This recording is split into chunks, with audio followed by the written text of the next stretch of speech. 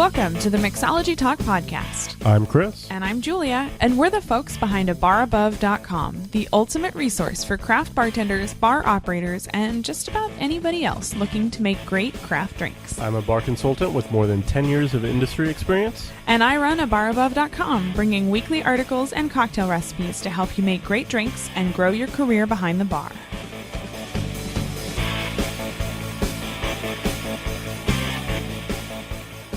This is episode number 102, and this week we're answering a listener's request to talk about the origin of a bar above.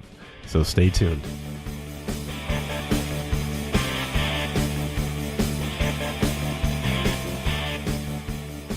So where do we start with the origin of a bar above? It goes a long time ago in a city in a bartender, far in a bar away. far away.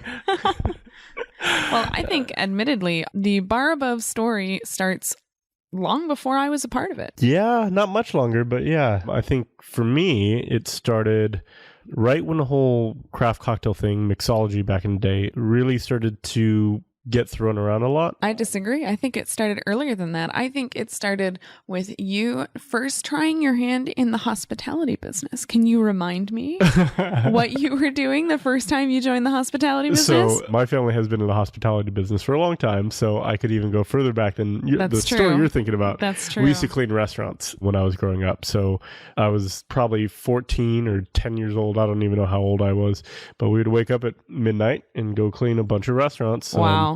And by the time my shift was over, my family was done cleaning restaurants. The morning bartenders and the morning, servers and everybody would be walking in. So I kind of got a behind the scenes peek at restaurant business. It was destiny. Back then, and I swore to myself I would never do it. You'd never work in a restaurant? I would never work in a restaurant. Well, that didn't work out. So then after that, I was like, oh, okay, well, I don't want to be a janitor. So I looked for any possible reason to stop going with my parents.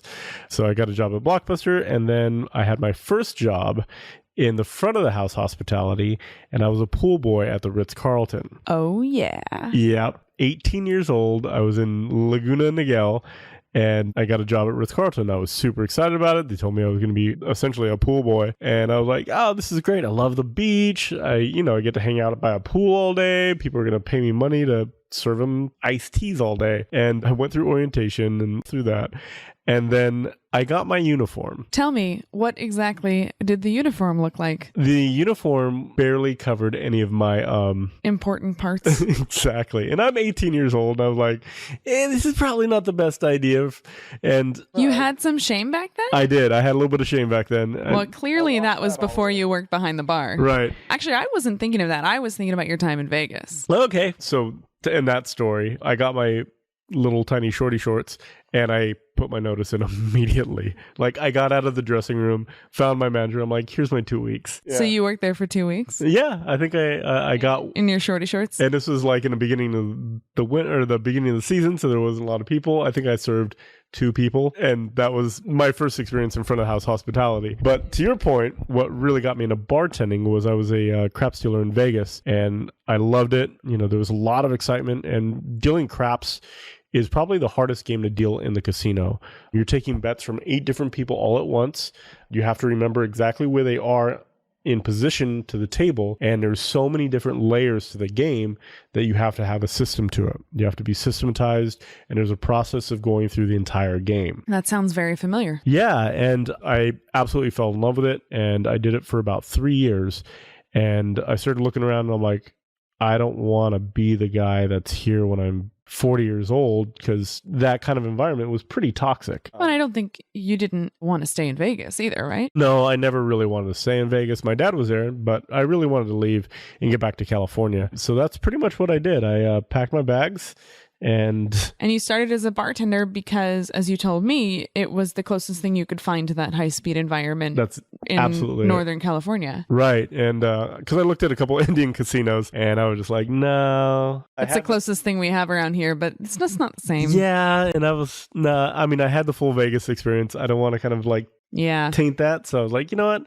I'm going to choose something else. So I started thinking about it. I'm like, bartending sounds like fun, kind of replaces that high energy environment. So that's how I got into bartending. I walked into a restaurant. I told them during the interview I have absolutely no bartending or serving experience, but I want to I'll do whatever it takes to be your bartender. That's not true. You served iced teas and shorty shorts for 2 weeks. That's true. I don't see why you wouldn't mention that. I tried not to mention that, but thank you for... I'm just dredging up the memories. No. So... yeah, I walked into the interview and I have absolutely no experience. I'll do whatever it takes, but my end goal is I want to be your bartender. And evidently they were either really short-staffed or the lady She liked your short shorts. I guess she must have liked my short shorts. Can't really blame her. But it's kind of a weird thing to wear to an interview. It's true. So she gave me a job and I was a waiter. And then I got, 3 months. I would constantly ask, can I get even a free shift? I'll work for free. Just get me behind the bar. I want to try to learn. But after 6 months, I got behind the bar. And like a month or two later, I was their head bartender. So that's kind of what got me into bartending. And then I knew I really enjoyed it, and I was going to college at the time, and it was a great way to pay for school. A couple of shifts a week, and it would take care of all my bills. So I went to Sonoma State, got a job at Seafood Brasserie. It's a really nice, fancy restaurant in Santa Rosa. And that's where I really fell in love with cocktail creation. I was working on, the chef and I would have conversations all the time, and she was really supportive and said, if there's anything in the fridge you want, just let me know what you take and feel free to experiment. So I went down a normal path that I think a lot of us have taken. I started muddling everything I can get my hands on.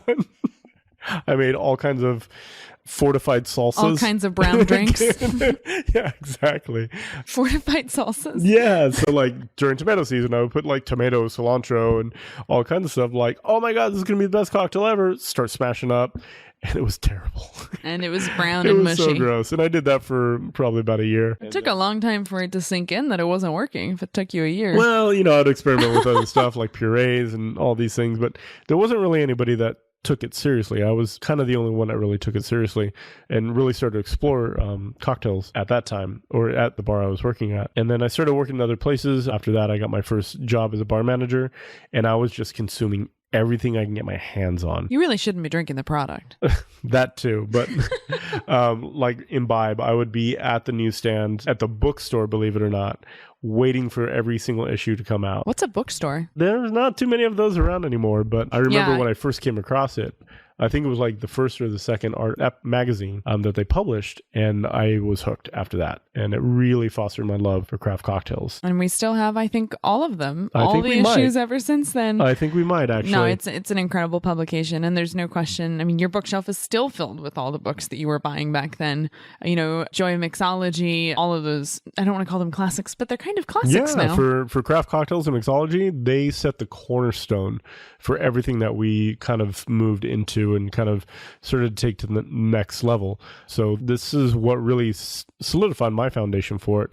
So we'll fast forward a little while, and then I was a bar manager at the Girl in the Fig, and that's when I actually met Julia. Through a friend of a brother of a roommate sort of a situation. Yeah, we were in pretty different places in our life. I, at this point, had never ever worked in the hospitality industry. No. I think dating Chris was my first view behind the scenes at the world of hospitality. And actually, our very first date would take an entire podcast to describe it.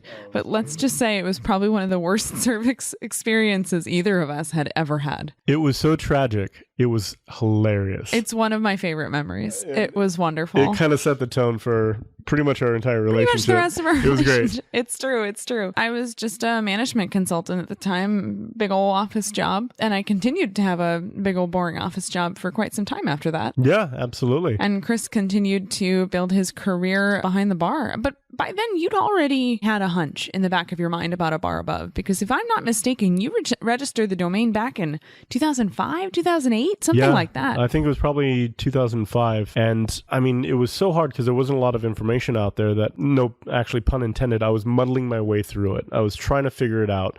And I was doing everything I could possibly do to figure out flavor combinations and how to use ingredients in cocktails. And you were Googling everything, but there just wasn't a lot of resources out there. There was not much out there. I think there was Jamie Boudreau was doing videos. I think Morgenthaler was doing his blog. He had a blog, yeah. There's definitely some blogs out there, but There wasn't a lot out there. No. There definitely wasn't. And I think Camper English was the only other one. Yeah, yeah. And you would tell me, I remember you would just say, you know, I've spent years and years just struggling and figuring this stuff out from scratch. I wish there was a way that I could help other people skip that. Yeah. And that's kind of that little conversation was what really started everything off. And I was like, yeah, nothing's going to happen there. Nah. And I kept working at it. And I remember I spent hours every week diving into more books and building material out and stuff like that. And, you know, this is when I was actually managing a bar, and I fell in love with management. And I fell in love with data at that point. You know, numbers and business in general really fascinated me and really kept me in the business much, much longer. I remember when we first started talking about a bar above, I told Julia my idea was to create training courses and sell them on DVD. DVD box set, baby. Yep. So that's how 1997 old this idea called. was. Yeah, they want their material delivery service back.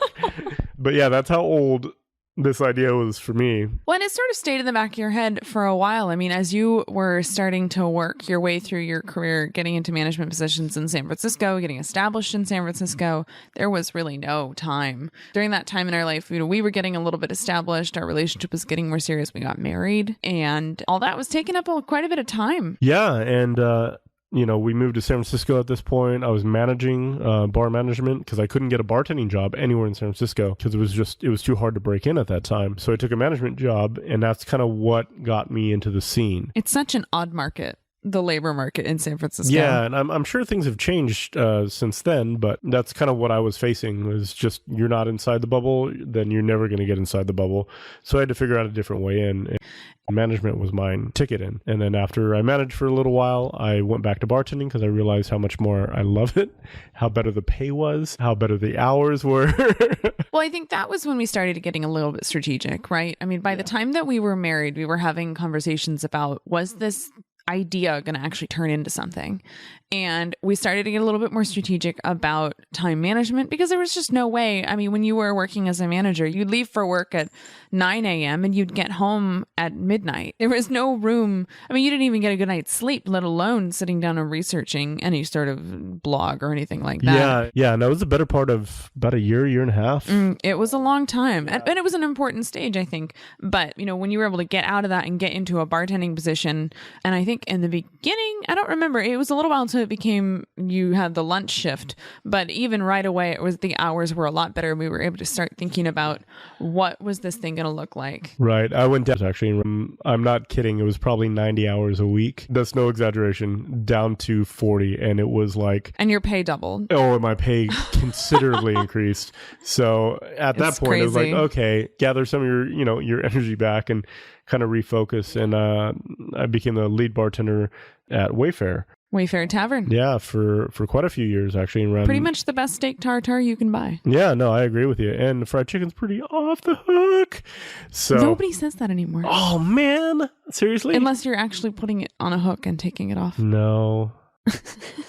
So this would have been about, I want to say, we got married in 2011. So in 2012, we started to get strategic and talking about what's the next step. And Chris was still very stuck on his idea of creating a video series on a DVD box set. And in order to do so, I remember we talked a lot about trying to find bars that would allow us to come in and film. We really struggled with it. Yeah. And we ended up deciding to use a home bar, but perhaps one step further, to actually build a home bar. Right. And in order to do that, we had to move out of the city. Yeah, we couldn't do it in our 700 square foot apartment. Well, considering our bar now is about 600 square feet.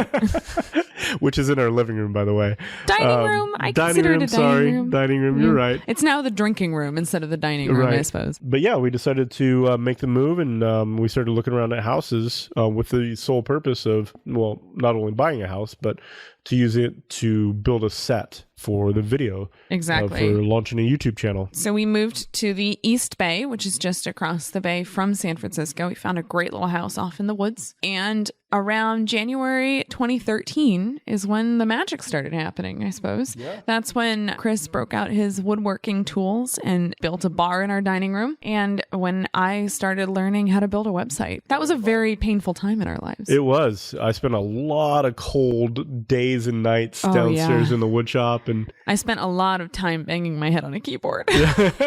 So it was a lot. It was a big learning process for both of us.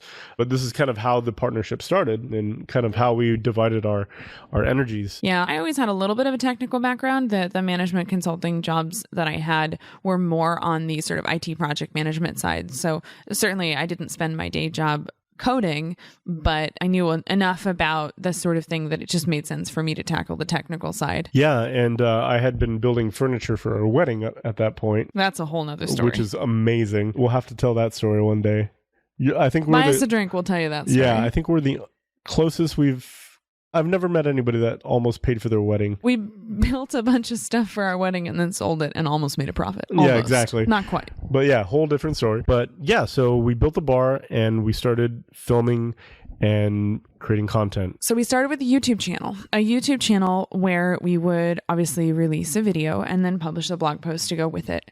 Originally, the plan was to do like 2 or 3 posts a week, which was insane. We did end up managing to pull off 1 post a week, which is a lot. And we launched our very first blog post in, I want to say, May of 2013. Yeah, sounds right. And it was... Feels like a lifetime ago. Crickets. Oh, absolutely. Absolutely crickets. It was absolutely nothing. Right. And it continued to be for a long time. For a very long time. We kept publishing every single week. We would create a video. I mean, and of course, Chris and I both had day jobs. And my day job was a 2-hour commute. Well, 1 hour each direction. Yours was probably 45 minutes in each direction. Yeah. Now that you had the day shift at Wayfair Tavern. And so there were a lot of long nights spent just creating these videos, publishing them on the blog, just create and publish, create and publish, create and publish. And there was a whole lot of crickets out there. My mom definitely read our blog. Right. Yeah. So we had 1 reader. I remember the first time, actually, we published in like a weekend, nobody watched the video, and then one person watched the video. We got a view. And I was like, are you kidding me? Somebody watched our video. Somebody watched our video. Yeah, oh my it was a gosh. very proud moment. And it was totally my mom, probably. It probably was. Yeah. And it doesn't matter. Doesn't matter. It doesn't matter. No, but I mean, I'm not exaggerating. It was very quiet for a long time. And you feel like you're just creating something and throwing it into the ocean. Yeah. It just feels like you're putting a whole bunch of effort into something that's not going anywhere. But over time, slowly, we began to get a little bit of traction. We put a newsletter sign up on our website probably about 6 months later. And a couple of the folks that signed up around that time became some of the greatest people in our network now. I want to say our good friend Oziel was actually on that. Oziel was in there. One of our early, I don't want to say fans because that sounds weird, but friends, let's say. Mm-hmm. And it slowly grew. But the reason it grew is that we kept showing up, even though nobody else did. We walked on that stage and we did a presentation, even though there was nobody in the audience. And I would say it really took a year or 2 before it even started to feel like we had any traction at all. Yeah, I remember the first kind of big spike we ever got in our traffic was when Serious Eats covered our website and said basically one of the 5 websites that professional bartenders should be paying attention to. I cried a little. Yeah, and it was like overnight we hit, like 1,000 page views or something like that. Which was a lot for us. And so then we carried the momentum forward and stuff. But yeah, I think that was our first kind of moment. And I think there was another one. Somebody shared our video that's fairly famous. I don't recall. And we got a big spike that day. But for the most part, it was like slow Julia growth. said, you show up and keep doing your thing. And work hard to make something worthwhile that helps people. I think that it took us a long time to really find our voice, which is kind of a loosey-goosey thing to say, but it took us a long time to figure out that the people we really care about are the bartenders. Yeah. They're the people out there who are showing up for their shift every single day. We really didn't know in the beginning. Are we talking to people who are absolute beginners who just want to learn to make a mojito? Or are we talking to super advanced bar owner guy? It took us a long time to figure that out. And I think that was definitely, it's just a process, really. Yeah, and I think there was 2 big frustrations for me that kind of really solidified the identity of A Bar Above. The first one that we already mentioned is struggling with formulating cocktails and coming up with solid drinks when there wasn't any information. And the second one was when I actually started tending bar in San Francisco. It's a very specific style.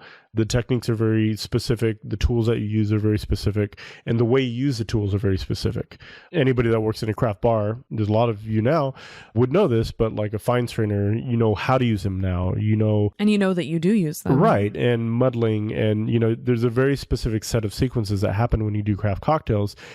but nobody was telling you or teaching you how to do it. So there was this underlying message of, if you don't know, I'm not going to tell you. Yeah, there was a little bit of strangeness for a couple years Yeah. there where it seemed as though it felt like our industry lost its sense of mentorship. Yeah, there wasn't really a lot of, I mean, I never experienced it, and I may have a very, Well, I don't know. you definitely hit a brick wall when you were trying to get into San Francisco. Yeah. You certainly never had it, anybody walk up to you and say that sort of thing. But I don't think you're the only one who found this sort of barrier to entry in San Francisco. And I think to some degree, I get it. It's a really tough job. And when you find your people, you've got to stick together. But I think as an industry, more recently, we've started to become much more welcoming and to have that sort of educational mentorship mindset where it's like, you don't know? Awesome. Let me show you. Right, exactly. And that's who we wanted to be. When we first started, we actually got some proverbial hate mail. We got a lot of haters. Actually, the first year, I want to say. Which was the hardest because there wasn't a lot of positive to go with the Yeah, negative. exactly. But a lot of people just, and we hear this kind of stuff all the time. It's the internet. Right. But that was kind of the big driving force for me with A Bar Above. First of all, really teach the formula for cocktails and how to extract flavors and all that stuff. And essentially, don't be mean. Remember what this is all about, the customer experience, and Right. everything we do is to that end. And part of that is going to be training the next generation of bartenders and also training them in attitude. Right. And I remember asking a lot of questions like, why do you use a julep strainer in a mixing glass? And nobody would ever be able to tell me.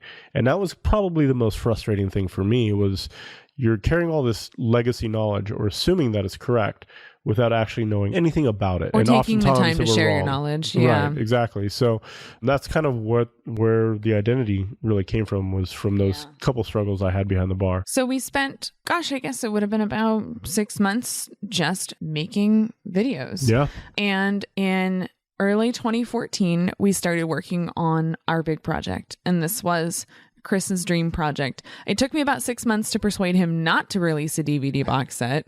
That was some serious persuading. Actually, I still remember the conversation of, we should make YouTube videos and send them out there for free. I just about lost my mind. Oh my gosh, that was a hard conversation. Because, when you create a business, you want to make money.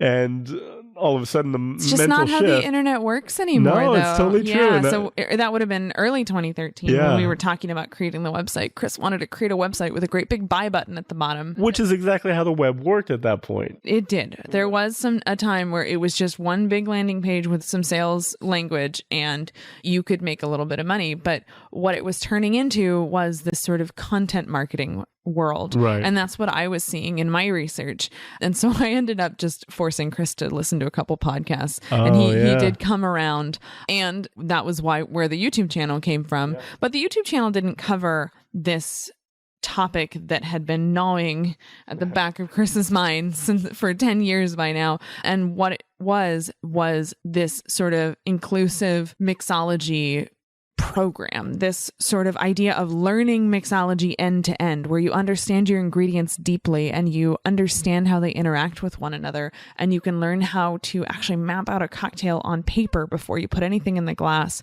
This is what Chris had spent the last 10 years figuring out, and he wanted to teach it to people. Yeah. And this wasn't something that, frankly, could fit in a YouTube video. This is something much bigger. Yeah, and I remember having this conversation with Julia, and the term MVP kept coming up. Minimal viable product. Minimum viable product. What that means in like techie speak, sorry, we live in California. We forget that we're among a bunch of startup-y people. Minimum viable product is the concept of when you invent a thing or when you want to create something, don't create the perfect finished product. Create the absolute smallest version that you can sell.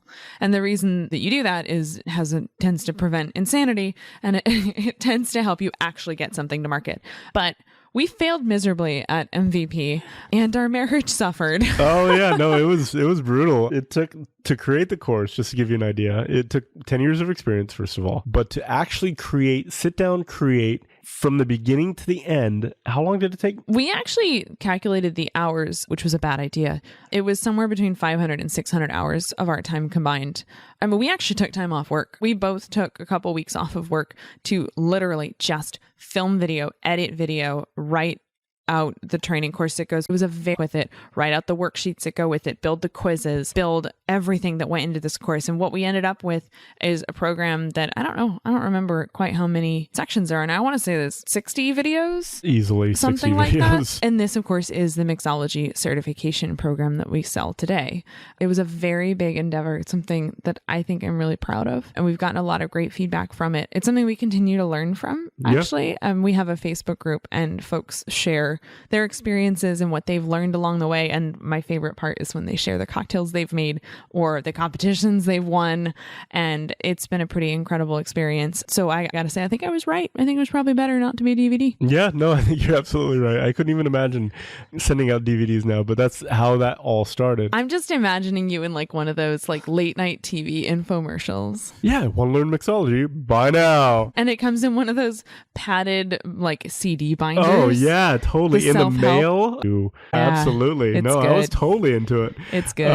But yeah, I'm so glad we didn't do that. So that's kind of what that mixology course was all about. It was just, I had this idea. I could not create this thing. It was going to get created one way or another. Right. And so when we started diving into it, I'm like, there's no way I'm going to do a skinny version of this. It has to be all or nothing. And turned out to be a lot. It was all. It was definitely all and not nothing.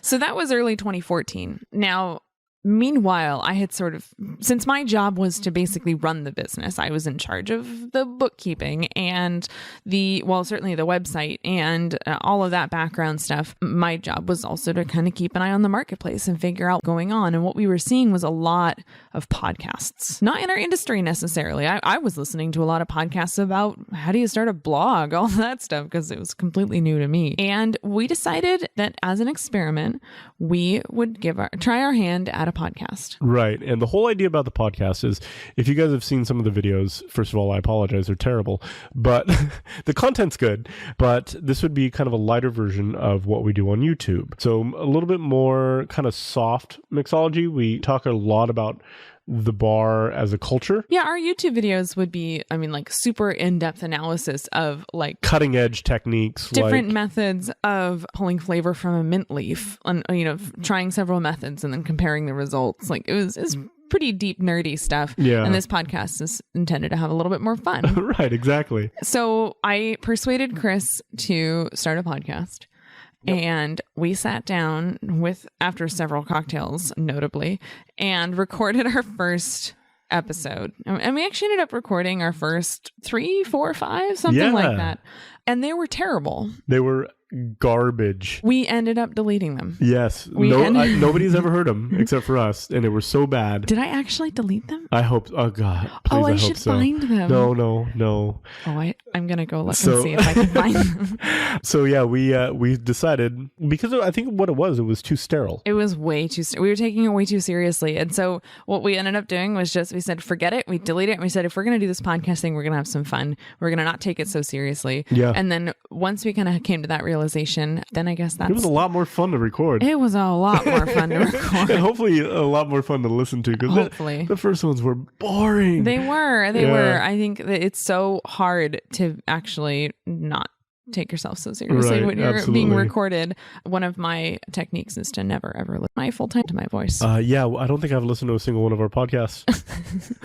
We try to avoid it. You just sound weird. Yeah. It's a very strange experience. So that, I think that covers most of the history of A Bar Above, and that kind of, I'm going to skip forward a little bit to today in the interest of time. But where we are today this is actually both Chris and my full-time job. I am no longer a management consultant. I no longer work in IT project management. That's been very good for my antacid consumption. The cocktails have not been so great for my antacid consumption, but we've kind of built a partnership with The Bar Above, and so far it's working pretty good. Yeah. So Chris is our expert. He obviously is the one with all of the industry experience and all of the cocktailing experience, and he has a way better shake face than I do. And I am in charge of the boring background stuff. I still run the website, which you are more than welcome to blame me for the outage we had last, I guess it would have been a couple weeks ago by the time it comes out. That was a rough couple weeks for me. I'm in charge of all of the accounting and bookkeeping, all the stuff that happens in the background. And I am also in charge of Top Shelf Bar Supply, our bar tools company. Yeah, so that's something we launched, what was that, back in October 2016? Something like that. Yeah. Well, we mentioned it in our last, or not our last episode, 2 episodes ago. In episode 100, we talked a lot about that, so we won't go in that history again. But yeah, so that's where we are today. And I think looking forward at the future of A Bar Above, I guess we don't really know exactly where we will end up, but I think the key thing is that we care deeply about this industry and the people in it. I think we both believe that you should drink what you like. Yeah. Whatever that is. Yeah, if you like vodka, drink vodka. And if your customer likes vodka, help them drink vodka. There's nothing wrong with that. I think we really believe deeply in the hospitality experience and helping more people have a great experience out there. Yeah, absolutely. And finding all the various ways of helping people do that. Right. So once again, the next series on the podcast is about taking the next steps from bartender to entrepreneur. And then we'll be doing some other cool stuff in the future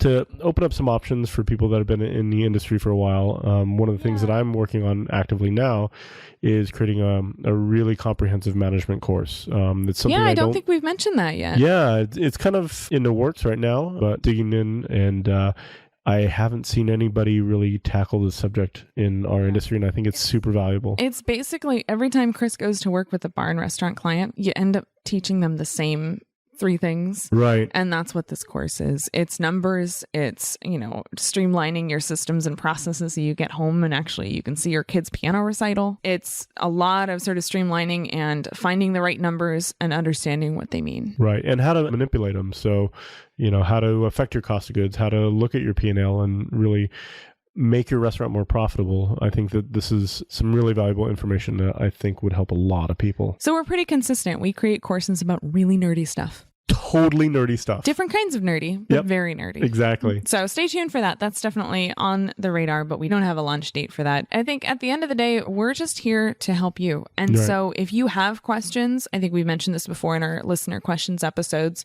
which we need to do another one of those. Oh, my favorite episodes. We're so behind. If you have questions, definitely reach out. I think I want to say the email address that we have is cheers at mixologytalk.com. You can also do cheers at abarabove.com. They both come to me. Right. And we will answer your question and hopefully do it on the podcast as well. So definitely reach out. We would love to hear your thoughts on how we can help you in your job, in your cocktails, and just creating a great hospitality experience. Absolutely.